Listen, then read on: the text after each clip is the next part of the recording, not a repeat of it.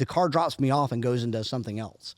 Yes. I mean, once the car starts driving itself, there's no need for me to own the car anymore. Well, I think ownership changes, right? Because I'm the being honest with you, perception of ownership changes. I am always going to own I'm fractional. my E63. I'm sorry, but I am. I'm always there's just something about that supercharger whine that I'm always going to own the bloody thing. So I think ownership changes. Ownership changes to you want to own it, not then you have to have it. Exactly. Again, that's what we've been talking about. That's why the cars are getting cooler. So the cars the have to get evolution cooler because you got to want to own it. Welcome to the Old Guys No Shit podcast in Dealercast Studios, where we bring together decades of automotive knowledge, all together in one place. Here's your host, Old Guys Who Know Shit. Hey, what's going on, Dealercast Nation? I am Jason Harris. I'm Rob Mudd. And I'm Larry Bruce. And this is Old Guys That Know Shit podcast. Again, I always Larry, do you really know shit? Yeah, I mean, it depends on I know shit. Yeah. Well, I don't want to talk about that. He knows shit. Pretty good about talking shit too. That's what I love. Oh, yeah. That's right. You put a nickel on Larry, you get $1 worth. That's a good one. I'm going to use that one. And no change. No change. I feel like that's what our next T-shirt needs to be. That's funny shit. Well, speaking of that, I mean, aren't we going to have some swag on the website here pretty soon? Yeah, we've got to put some swag up here pretty quick. Okay, so guys, if you don't know, there's a website. I think there is. Guys, if you don't know, there's a website. You guys need to go check out the website. Larry, what's the website? Dealercast.com. TheDealercast.com. The Dealercast. It is a cool website. Yeah, it is. Cool. It is a cool website. It's very good. I think we outkicked our punt coverage on that one. We did. Your son's got a good leg. Yeah.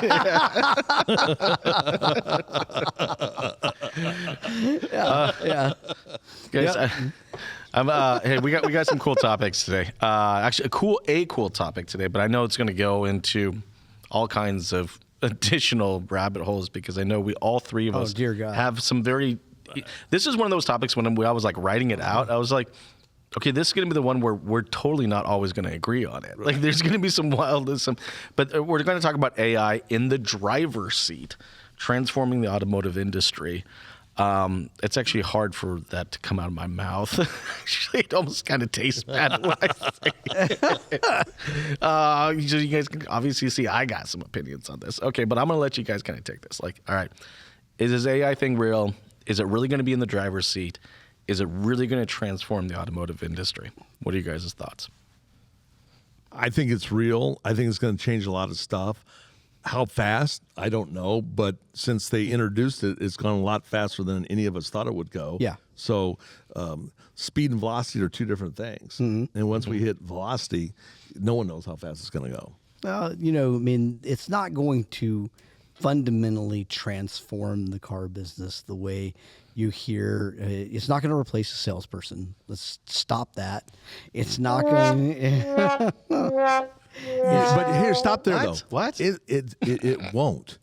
But the people that think it will, that's the problem. I mean, just like the whole digital retailing craze a couple of years ago. But that was all COVID because that was of all COVID. Right. You're going to have the guys come out. Well, it's going to change. You're going to get rid of car sales. No, it's not. No, it's not. No, it's not. No, it's not. No, it's not. Stop, please, God. But at the end of the day, because people will always want to buy from people. No, I agree. But at the end of the day, there's a lot of low-level tasks. I'm going to tell you what I will tell you my 100%, my 1,000%. I mean, hell, I made a business for this. So the one place in the first place in the dealership that's going to be dramatically reduced, if not completely taken over by AI, will be the BDC. Yes. Yeah. will be the BDC. It's I an guess, extra expense, man. Margin constriction. They got to get rid of it. They've got it. I mean, it's it's lower level communication, generally to get an appointment. To turn over to a sales guy. To turn it over to a sales guy.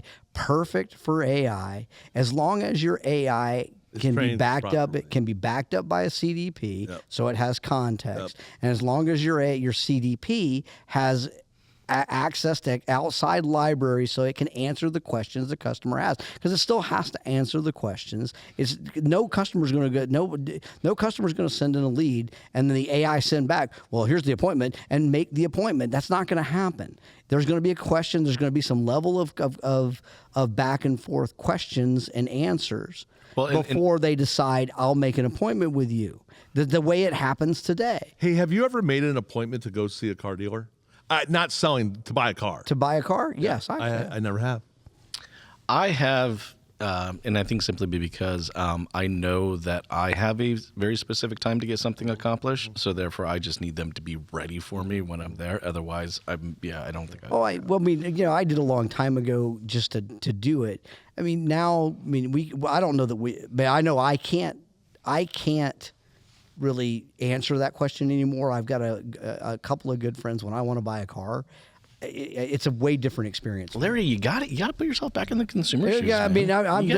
It's just a way different experience for me, and I do it because I don't have the time, and so I have a standing. Hell, I'll just say it. Randy, shout out to Randy Stein at Advantage BMW in Clear Lake. When I go to buy that car, we have a standing agreement that I pay $2,500 over invoice. I show up, I get my car, I sign the paperwork, and I leave. Yep. And ironically, I bought my daughter, an X3 here not too long ago, and $2,500 over invoice was actually over sticker, and he backed it back to sticker. I paid it. That's just my agreement. Well, that's good for you, but it's for 99.999% of everybody else. So that's why I say I can't talk about it because I've been out of that game for so long, as far as from a consumer standpoint. But from a behavioral standpoint, I'm a emotional buyer, so to speak. Yeah. And so when you get the desire to go shop, which I rarely ever do, right? It might just hit me, and then I show up and I'll do something, and then if I like, that is the car business. That happens all the time. All the time. And what has changed with the car business is that the marketing guys have said you got to start with the funnel, right? The AI funnel, right?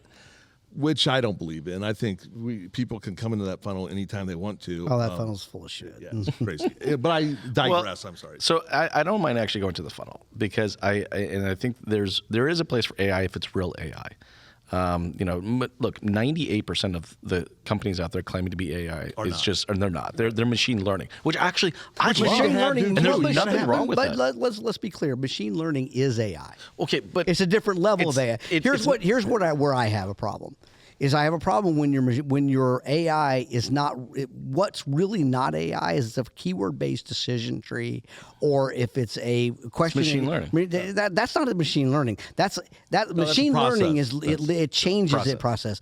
It's going to say the same thing. I'm going to go A. I'm going to go B. It's going to say the same thing every time. It asks a question. That's a and decision tree, and then it gives you the answers, right? And then you choose the answer, and then it gives you more answers. Right. That's not AI. No. And that's why when we get into topics like this, I'm like what AI is really affecting the dealerships.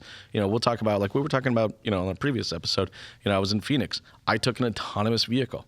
All right, that was real AI. That is a piece of machinery that is making decisions completely on its own of when to accelerate, when to brake, when to turn right, when to turn left, and it is making those decisions completely on its own. And those are the types of technologies that I think as a dealership, like when we're really talking about AI, yes, now there are parts of AI that we can use in process. And I think any of our processes to make them go faster and more effective, we can use, AI in some automated way. But when I think of AI and how it's actually going to affect the dealership, I look at like the driverless vehicle I just took. That's crazy. Like how, and I thought about this, like as I'm in the car, I'm like, how does this change the ownership? Like what's the next dealership you're look back like? to changing the car in the retail car industry. Well, even That's the, a different even the question. service side, like even the service side. I mean, think about this, guys. Like right now, I service at the GM dealership on my street because it's the closest GM dealership to me, right? Right. Now, if my vehicle can drive itself to go get it, well, now I don't give a. I could choose Anywhere. Do I really care if it drives an extra 30 miles because you know what I mean? Like it's. You just want to know when it's going to go do that. Might be helpful, right? You know. Yeah, but I mean you're back to that's changing the retail car industry. Well, I think because AI where you changes- service and why you service there changes the retail car industry. There's the car industry that makes the cars, and then there's a retail car industry that sells the car. cars. So that's where I want to go. And like then I there's want to go people that use the cars. because I think there's a lot of we've talked a lot about how AI can help our service advisors and our salespeople. But let's talk about because we're getting really close. It was Larry, your buddy with the Tesla, right? Is that who we're talking about? Alan Cooper. Yeah, he just did his Christmas shopping in the back of his Tesla. Yeah. Like this is not like we're not talking 2 decades away stuff, guys. We're talking happening about stuff today. that's literally happening right now. As a service department or as a sales department, what do I need to do? Or as a dealership owner, what do I need to do to prepare for this type of real technology? Well, I think you got to identify AI for what segment you're talking about, right? Are we Right. talking about manufacturing of cars? Are we talking about customer service? Are we talking about marketing AI? Right. Until Where you does get it- into where does it- quantum AI, which is all encompassing, which is the next thing, right? That's the Internet of Things. All this stuff is the same shit. They just give it different names. Yeah. As it escalates down time. Right. But at the end of the day, I mean, that driverless car AI is going to affect the dealership, the retail dealership, in a very different way. There will just be a need for less retail dealerships. Yeah. is that what you think will happen? No. It has to. 100% will happen. I mean, when I can walk out of my house and push a button And a car and have a shows up. car show up within 2 minutes and take me wherever I want to go, called, and it costs me $10, no matter where I go. It's called a chauffeur. Yeah, that is exactly what it is. But it's an AI chauffeur. Right, yeah. Right? For every man. Like Right. Ford made a car, every man should be able to buy a Right. vehicle So for at that point- $5. right. Every man should have a chauffeur. Yeah. AI chauffeur for whatever the payment is. Exactly.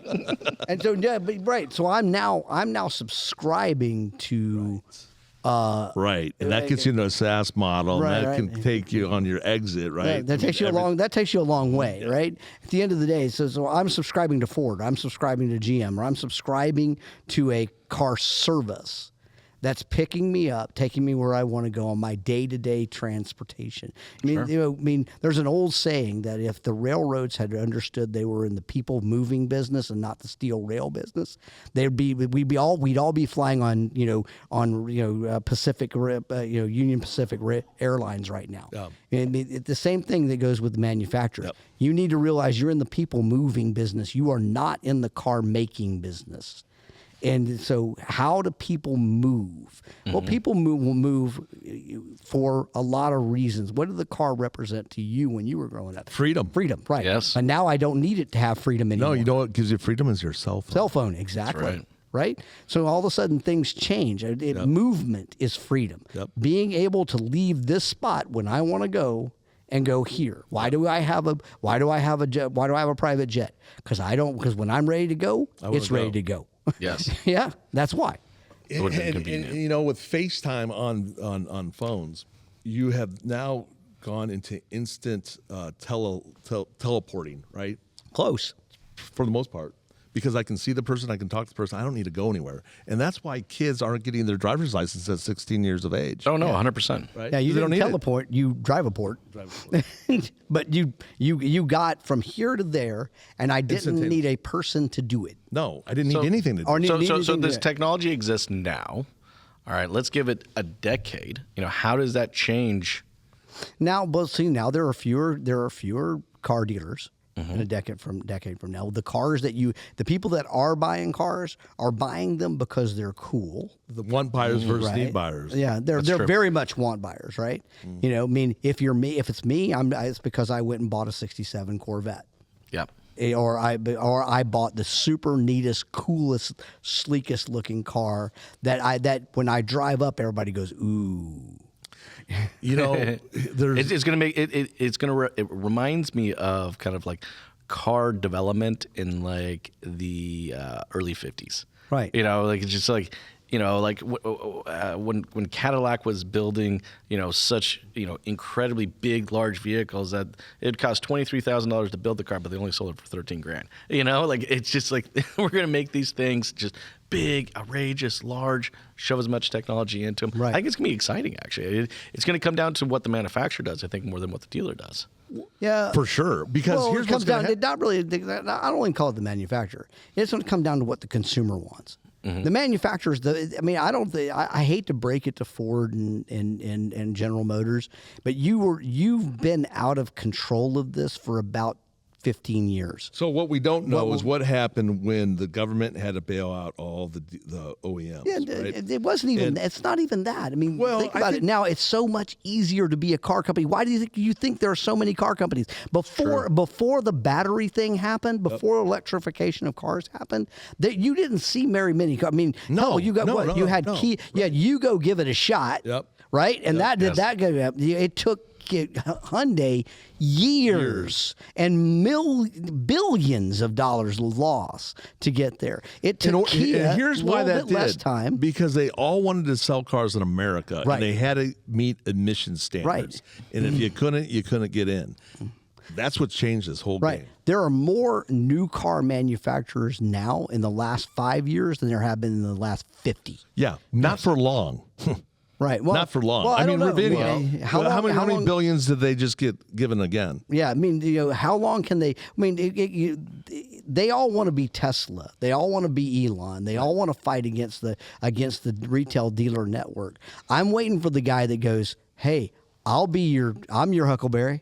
You could sell my electric cars, right?" Yeah. Yes, Well, that's true. what they're going to get to. Yeah. Right. Because the idea that you could displace the dealer is crazy. Right. I mean, everybody wants to make the distance between the customer and the sale as short as possible, right? If you're the OEM. Right. But you're not going to be able to do it because you got to service the stuff. People aren't as smart as we like to think people are. They're going to have questions. They're never going to get rid of it. They may want to. What's the biggest fight? Between the factory and the dealer and the factory. That's always been the case. Yeah. That won't ever change because I don't think the dealerships. But Tesla Tesla's but they had a different motivation. Right, exactly. They're a one-off. They're an outlier. He's a character. I mean, well, he didn't start the car company to be a car company. No, he didn't. You know, every Tesla that comes back to Tesla is being used to test the autonomous driverless car and eventually become the service that you subscribe to. Yeah, exactly. That's where he's headed. You mean, come on, guys, you No, I can't know. not. No, see, that's where I mean, he's that's going. what the people Absolutely. can't see this. I'm like, why can't you see this? It's so freaking clear. It is clear. But the other thing that they don't pay attention to is what happens. What are the unintended consequences for what we're doing today that will affect tomorrow? Exactly. And I believe that is in labor and what we're going to do to our labor force because it takes 34,000 moving parts for an ICE vehicle. It takes 2,300 for an electric vehicle. That and those last one. unibodies go 1,000,000 miles. Yep. What are you going to do? I mean, right? Well, guys, and look, I love the fact that we've gone down this rabbit hole because I haven't heard enough of this in podcasts. You know, I think too often, like when we're going down this, like because this is a real thing. The technology is 100% there. Well, look at the And we're a UAW decade contracts they just signed based off Ford and Chrysler 100%. just got hoodwinked because they signed a contract with the UAW based on electrification, right? Because the union saw it coming. Yeah. But what they didn't take in consideration, the OEM, is no one's buying them. And so now they've locked themselves into a contract based off the evolution of EVs, and the market isn't there. Well, I mean, the market, just like the The market isn't there. No, it's not there now, right? But look at the way the internet started in the car business. No, right? I think there's a place for it. It's coming. There's a place for it, Like, but it's not. I love that we keep saying the market's not there. Yet nationally, all right, we see month over month increases in EV registrations. Well, you bought that. We keep saying it, but let there's more all and the more getting subsidies- registered every single month. Let all the subsidies run out, and then we'll see what happens. Yeah, let the subsidies run out and wait till someone. Well, they're already. charging these things, right? Remember the charging stations that you have to have that Biden's built 3 of them for $1 billion. I mean, it's insane. It's crazy. You can't support it. And for us to even say that we can is disingenuous to the public. Well, I think Mazda's giving them away now. They'll come to your home and install them. Well, there's leaders out there. And actually, there's a lot of like Yeah. I know a guy who runs nothing but a used car EV, and it's the same thing. It's a part of the purchase. It's a part. You're right. We're going to come out, install it, let you plug it, and give you a place to plug it in, and that all that. I mean, all that will mean all that is doing is eventually it's the step towards for your everyday driving needs to be autonomous and not yours. Right. That's what they don't want people to own anything. It's a step there. Have you guys watched Landman? Yeah. A great movie. It's great show, by the way. It's fantastic. And Billy Bob Thornton does an awesome job of explaining it all, right? That it's all bull. Yeah, but if you really dig into those numbers, he's actually wrong. But that's not the point. I mean, the point of the matter is that petroleum goes way everything. It goes way beyond just the gas that goes into your car. It's in everything. It's in everything. Right? And so you're not, getting rid of drilling isn't the answer. No, it isn't the answer for any, because what they're doing in Africa is strip mining for the most part, right? Oh, we got rid of that. Yeah, I mean, no one wants to talk about what it takes to get the lithium out of the ground for the bad. No. Well, that's why Elon's going to Mars. Yeah. There better be a lot of lithium there. There is. There is. Okay, so I'm going to bring it back because we've been talking about kind of what is potentially what we need to be prepared for the next decade. And, again, for everybody out there watching, listening, this is not hypothetical. These vehicles have the ability to do this currently right now. We're only going to see this type of AI technology. I think this is one part of Steve Greenfield's book that he got right. Yeah. I'm one part. Okay. Well, I mean, but there's a couple of parts. There's some parts in there I'm not a fan. I'm not going to buy into. Sure. Now they may or may not happen, but the idea that my vehicle picks me up does remind me of things I need to do. When I go home, it takes itself to the service department, gets itself fixed, comes back.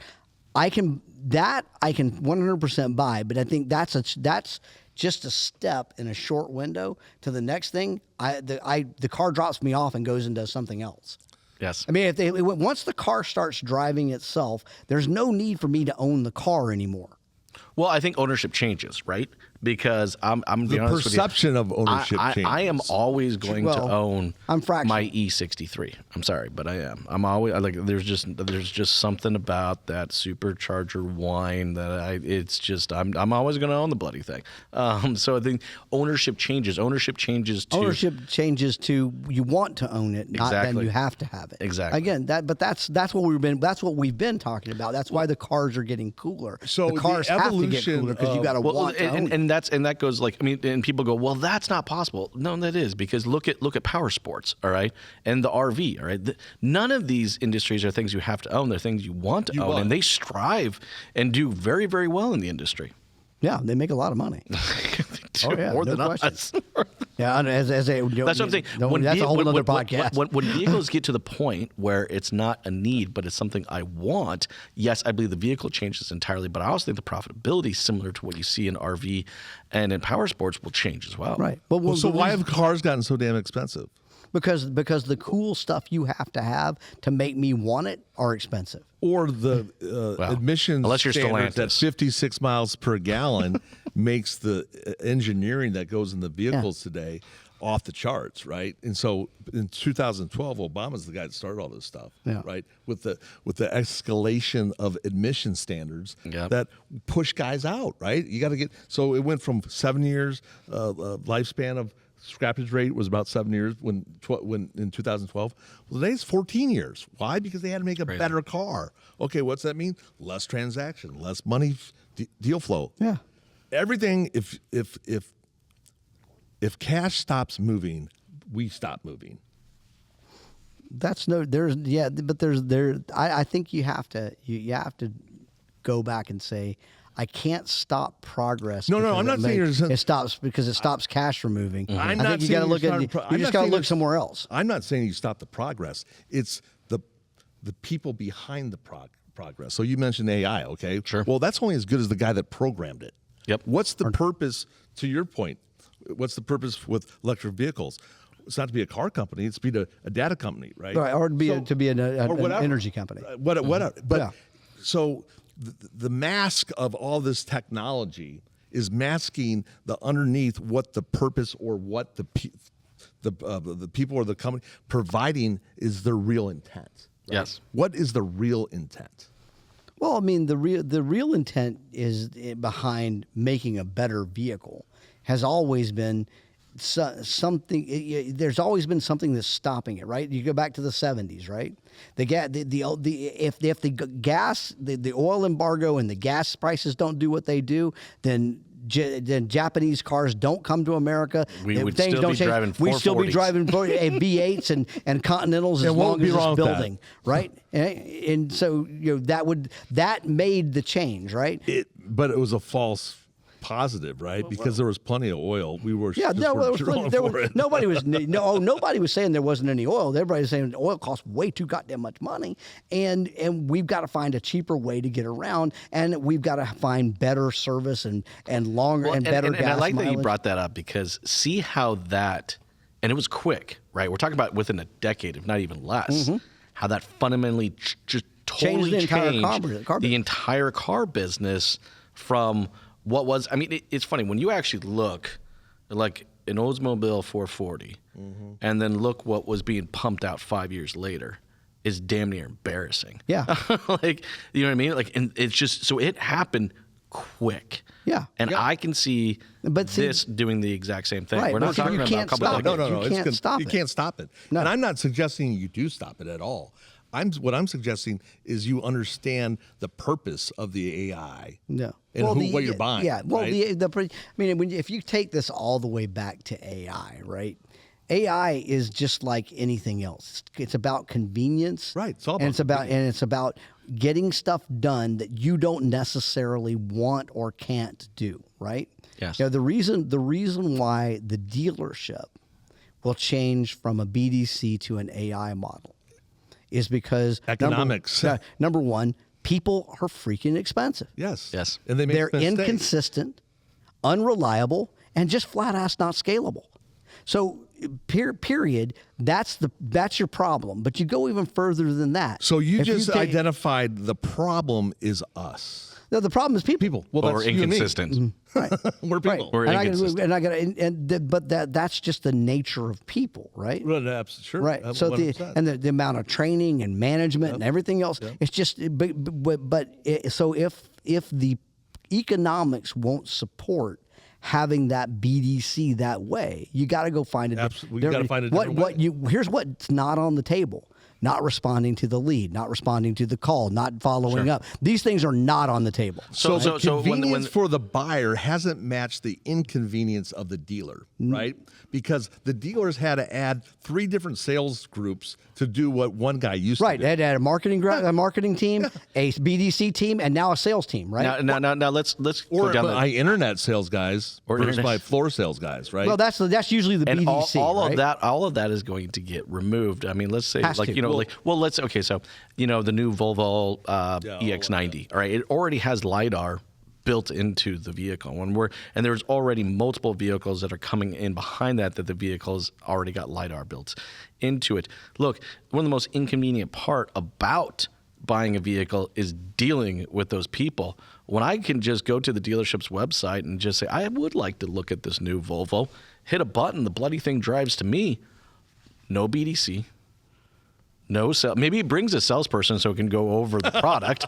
All right, brings a salesperson with them. You know what I mean? Good idea. Bring the salesperson. But sale. I don't need a BDC. I don't That's need. awesome, right? the car drives up and says, "I have a It's sales." been for you. Jump Do you in. know what one of those And are? Here's what. Yeah, True to the car delivers the salesperson. Yeah, true to the car business. There'll be 5 guys sitting on the point, and only one of them will jump. The other 4 will be sitting there with their hands in their pocket playing pocket pool and not get in the car. I want to take you to make money, but only one guy jumps up and goes and gets it done. The other 4 sit there and go, no, I'm okay, I'm good. You're going, I don't know where to go with that. But what you're getting at there is your way. It's not just this. It's the salesperson doesn't just sell the car. No, now it's a selling the experience. relationship. There's that, but they facilitate the damn paperwork. Oh yeah. Right. I mean, there's still until you get. I mean, the whole problem with digital retail is that part of it remains in the government's hands. Right. Yes. Okay. Right. Good luck with that. Let me know when that whole title process gets to be digital. Yeah. Never going to happen. Never going to happen. I tell you what. Well, hold I shouldn't your say breath. Never. Yeah. Right. Hold They'll your try. breath. Because what happens when the car becomes digital? You don't need the people at the DMV anymore. That's you know true. what happens there? People lose their job. You know what happens then? You lose your position in Congress. Yeah, I don't think so. Let me think about that a minute. No. So, I mean, it's exactly what Rob's talking about. That's exactly what the That's UAW's unforeseen. looking. Yeah, it's exactly what the UAW's looking at. Yep. Okay, there's we don't need as many people. We're not going to have to build as many parts. We're not going to. We got to back into this because I'm all about my job. Yes, Now I'm not all about what's good for the consumer. I'm not all about what's good for humanity. No. Nobody gives a shit about humanity. Right. I It's care about about what's paycheck. good for me Yes, now. yes, right now. Right? Instantaneous. And none of these things are good for them That's now. Right? And so until something gets good for you now, you're screwed. And anytime you can take something that takes 15 people to do this, now it takes no people. Well, it's okay. What are you going to do with these 15? Right. That's the part that it doesn't scare me, but I'm thinking, okay, who's thinking about this stuff that people have to be able to do things, right? Yes. One, the psychology of doing work is very important to bring value to what you do. And when you don't have value in what you do or purpose, your brain gets fried. It gets Or you start acting like an idiot. You start doing things that people are doing today, driving trucks into crowds. Yeah. Yeah, well, that's because you have too much time. You don't think for 5 minutes that dude did not have enough time on his hands to go research how bad America was and all this other stuff. And the next thing you know, he's getting turned because he had time on his hands. Get your ass to turning wrenches, and you don't have time to go look that shit up. That's right. This is what by the way, for everybody out there watching and listening, this is one of the things I love about this podcast. Just so you know, we actually started the podcast to talk about AI, but we're off on a different day. We've talked about how fundamentally the world's psychology, the psyche of every man is going to change. All of these things are intertwined because they're all intertwined. And if you start thinking about it, they're all intertwined. Well, didn't your mother tell you idle time is the work of the devil? The devil. How true yes. is that? Yes. So guys, I mean, look, there's some truth to this. So as a dealer, and I know we're getting towards the tail of our time, so I'm gonna get you guys kind of final thoughts on this. Like maybe it's the Boy Scout coming out in me. For me, it's like I just want to be prepared. I don't care if you disagree with it or agree with it, or you think it's going to happen in a decade or 3 decades. How do dealers just be prepared for this real technology that currently does That's here exist? right now. That's here right now, and it is only going to continue to grow over the next decade or 2. How do you get prepared? You have to have an interest to do your own homework, but I don't know. I don't know what's going to happen. I can't predict. Well, no one can predict out. No, it's more about being preparation. But I think educating yourself is key for preparation. Right. Go start using ChatGPT. Go use Perplexity. I use Perplexity almost exclusively. I never go to Google. I don't go to Google anymore. Yeah. Go use Perplexity. Go use Anthropic. Go get into these AI and use them and just ask it questions. Just start utilizing it. That's and how fast it spits out your answer. Your answer, right? And it gets you to your answer instead of all the crap. Right? Look at that. Start there, but start to look at. When it comes to application, right now we're in the generative AI phase, 100%. right? Yep. So, right now we just got through building an application where our content generates content. Yes. Yep. And so we've got that rolling out and where you can anytime, and you think about it as a dealer, all you are is a marketing sales entity. All you do is generate content. Yes. Right? Your salespeople, when they talk to customers, it's content. So you're a content agency, no matter whether you or entity, whether You're a every communication business. entity, Right. And that's so content. But it's going. We give different labels or terminology to things that we've been doing forever. Right, forever. And that's what the digital guys did when they came in and got us off on impressions, clicks, instead of car floor ups. Yeah. Right? Because they didn't deliver floor ups. They weren't responsible for that. They were just responsible for getting on your website. I got to sell you what I got. I mean, and that's the mark of a good salesman. I'm not going to take that away from him. No, I know. I'm not going to take that away from him. It's disenfranchising to see a whole industry get taken to the bank on acronyms and changing the language that means nothing. Right. Well, I mean, I mean, I was right in the middle of that, so I'm not gonna throw those stones. I will. I've got thrown the stones at me. I mean, I did not ever think it would go so far that we wouldn't care anymore about our customer base. That we would stop wanting to talk to them because we want to get a click. I never thought it would go that far, but it has gone that far. Yes.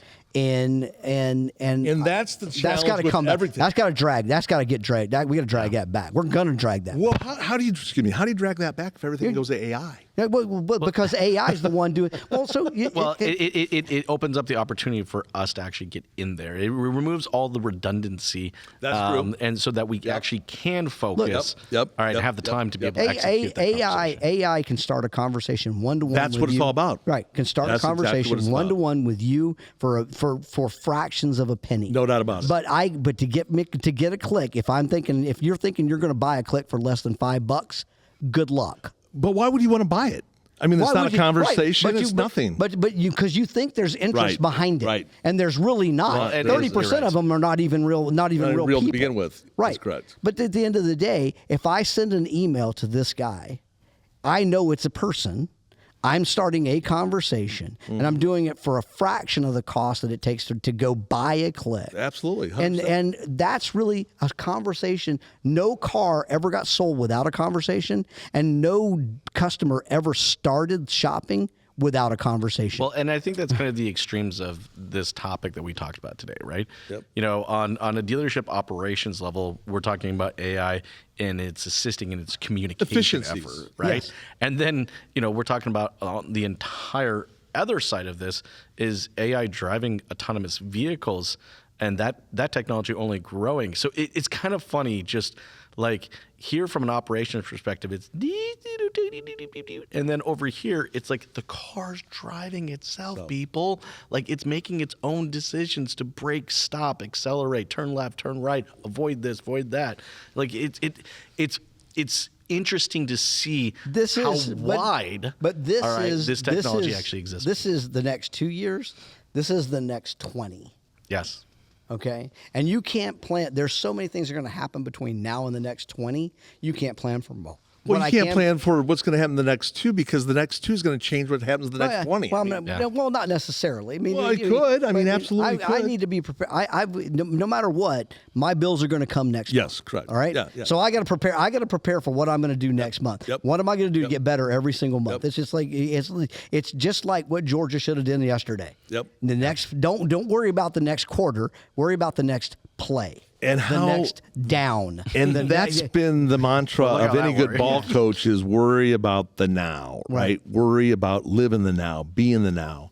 Well, I agree with that. You have to have people that are in a leadership role that can do both. All right, because you don't want to get stuck in one and not have the other, right? I mean, that was one thing that I felt was really good about the general managers I had at my dealerships is that I let them really kind of focus on the now, which gave me the opportunity to focus on the future. So, and that was a car great salesman balance. right now, there's a lot of talk and concern that they don't know how to sell cars because they didn't have to do it for so long. 3 years, a long time.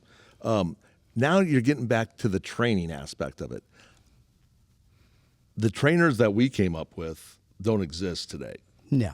Right? No, the trainers that exist out there now are training on the tools that actually allow you to do this faster. So that's a different animal to Podcast. itself in a different podcast. We do that. Yeah. Well, guys, look, I think with that, I think it's a perfect time for us to kind of conclude today's podcast. For everybody out there watching, listening, we greatly appreciate your guys' support. And hey, Larry, where can they find other podcast episodes? Well, you can go to thedealercast.com, thedealercast.com, and you'll find the latest episode, subscription button to subscribe. Please subscribe. We'd love to have you. The biggest compliment. We'd love to have your data. Yes, we'd love. We'd love to have your data. Yes. No, actually. Please go. Kidding. Please go there and spend a lot of time. Yeah. We're scraping everything out of your data. No, but seriously though, for everybody out there watching, listening, we really appreciate you. If you have a friend or a colleague or a manager or something that needs to listen to some part of this conversation, one of the biggest compliments you can ever give us as content creators is to share the show. So, guys, thank you so much, and for everyone out there, thank you. Y'all have a great day. Thank you. Take it easy, guys. Thanks for tuning in to the Old Guys Know Shit podcast with your host, Old Guys Who Know Shit. Remember to like, comment, and subscribe. Happy podcasting.